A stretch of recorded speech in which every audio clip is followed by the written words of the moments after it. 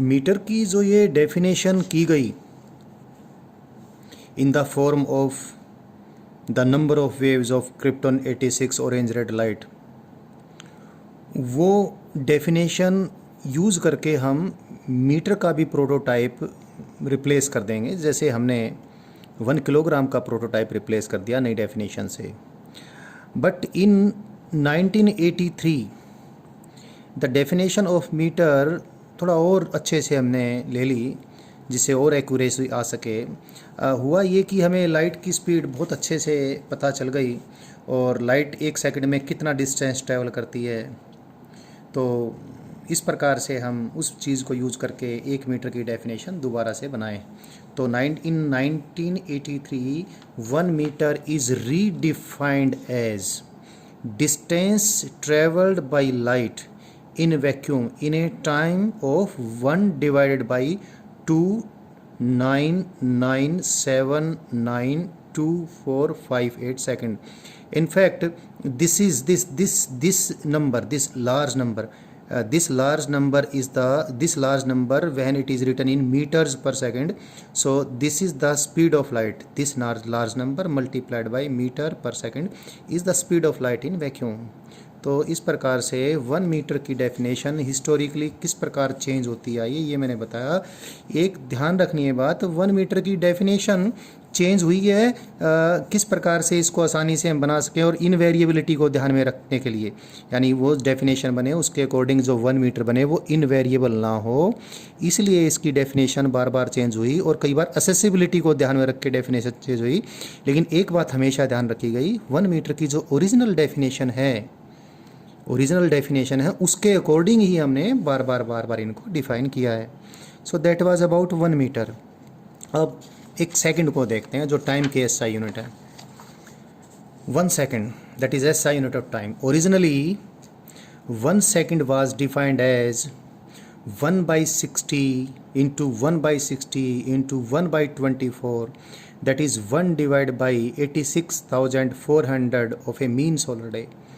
कोई mean solar day है, कोई औसत दिन है, उस औसत दिन के हमने 24 डिवीज़न किए। एक डिवीज़न को 1 आवर कहा, 1 आवर के 60 डिवीज़न किए। एक डिवीज़न को हमने 1 मिनट कहा और 1 मिनट के फिर 60 डिवीज़न किए और उस डिवीज़न को हमने 1 सेकंड कहा। तो कुल मिलाकर क्या आता है, it is 1 day divided by 86,400। तो इस प्रकार से हिस्टोरिकली 1 सेकंड डिफाइन किया गया था। In 1967 it is redefined as the time in which this large number, I read out, in 1967 it is redefined as the time in which 91, 92, 17, 770 cycles or periods of the radiation produced by the transition between 2 hyperfine energy levels of cesium-133 are completed. cesium-133 atom में जो 2 hyperfine energy levels होते हैं उनके बीच electronic transition से जो radiation निकलती है, उस रेडिएशन के जब इतने वाइब्रेशंस, इतने पीरियड्स, इतनी साइकिल्स कंप्लीट हो जाती है, तो जितने टाइम में इतनी साइकिल्स कंप्लीट होते हैं उस टाइम को हमने 1 सेकंड कहा हुआ है। ये जो मैं डेफिनेशन अभी एटॉमिक, इस डेफिनेशन को यूज़ करके हमने एटॉमिक क्लॉक्स बनाई हुई हैं। तो ये जो डेफिनेशन मैंने अभी सेकंड की बताई है और इससे पहले मीटर की बताई है और किलोग्राम की भी प्लैंक्स कांस्टेंट के फॉर्म बताई है, अभी इन चीज़ों को आपने धीरे धीरे समझना है। अभी तो आपकी लर्निंग की शुरुआत हुई है, धीरे धीरे जब इनको समझते जाएंगे तब ये आपको क्लियर होंगी ये एक चीज़ है क्या।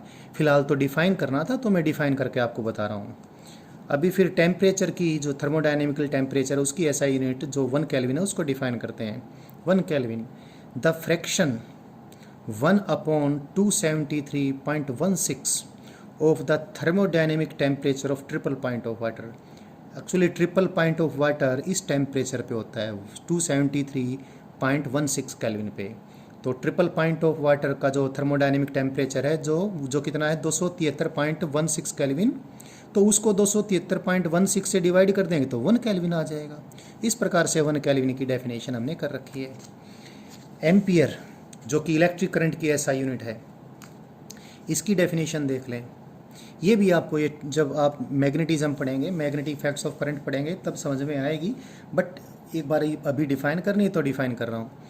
If two infinitely long straight current carrying wires carrying same current are placed parallel to each other at a distance of 1 meter apart in vacuum, and the current is such that the magnetic force between 1 meter long parts of the wires is 2 multiplied by 10 raised to the power minus 7 Newton, then that current is called 1 ampere.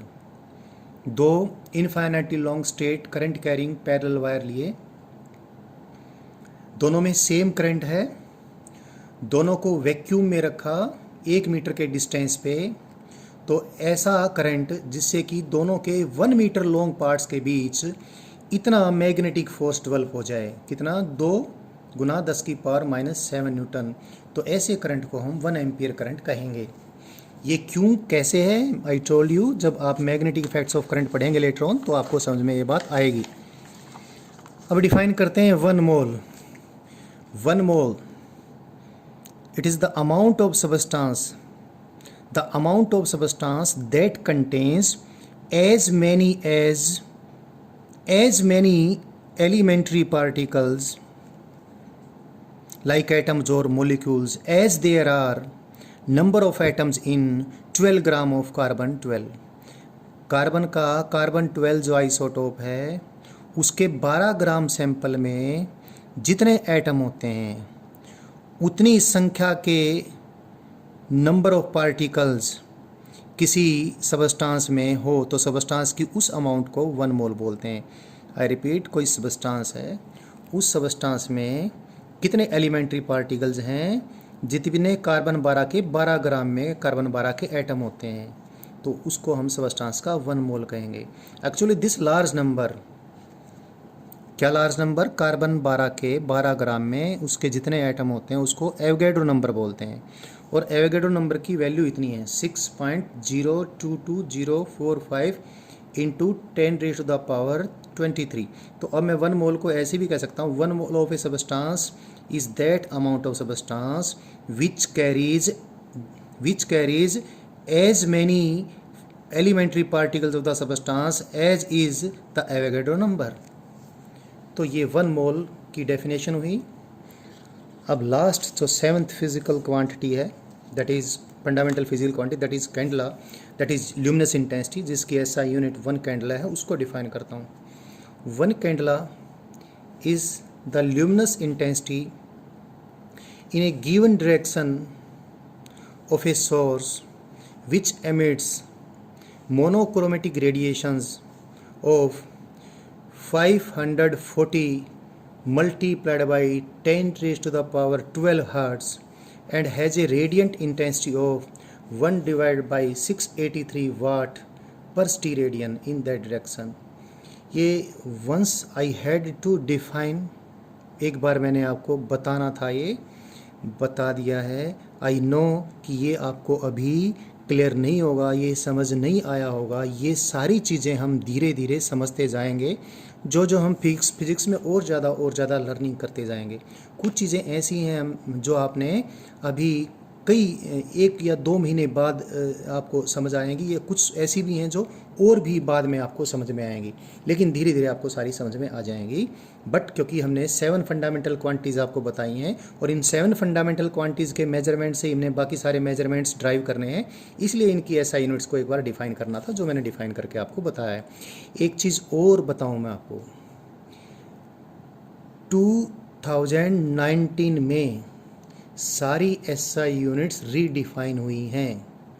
जैसे मैंने kilogram का prototype और metre के prototype को, जैसे kilogram के prototype को replace कर दिया और प्लैंक्स कांस्टेंट के फॉर्म में 1 किलोग्राम अब डिफाइन कर दिया है, वैसे ही और एसआई यूनिट्स भी रीडिफाइन की गई हैं. बट उनकी डेफिनेशन जैसा मैंने किलोग्राम का बताया, उसका इतना मुश्किल नहीं था आपको बताना, बाकी अभी मुश्किल है समझना. थोड़ा चीज़ें ऐसी होंगी, जो सिंबल्स भी ऐसे होंगे, ऐसे नाम भी होंगे जो आपको इतनी आसानी से समझ नहीं आएंगे. तो जैसे जैसे समय बीतता जाएगा हम आपको नई जो डेफिनेशंस हैं वो बताएंगे. जो कि पिछले साल ही नई हमने बनाई है। वो नई डेफिनेशंस बेशक से हैं, लेकिन साइज वही रखा गया है यूनिट्स का जो ऑलरेडी हम बना चुके हैं। नई डेफिनेशंस इन वेरिएबिलिटी को ध्यान में रख के बनाई गई हैं। हालांकि असेसिबिलिटी थोड़ी कंप्रोमाइज़ हो गई है, लेकिन इन वेरिएबिलिटी को ध्यान में रख के उनको रीडिफाइन किया गया है।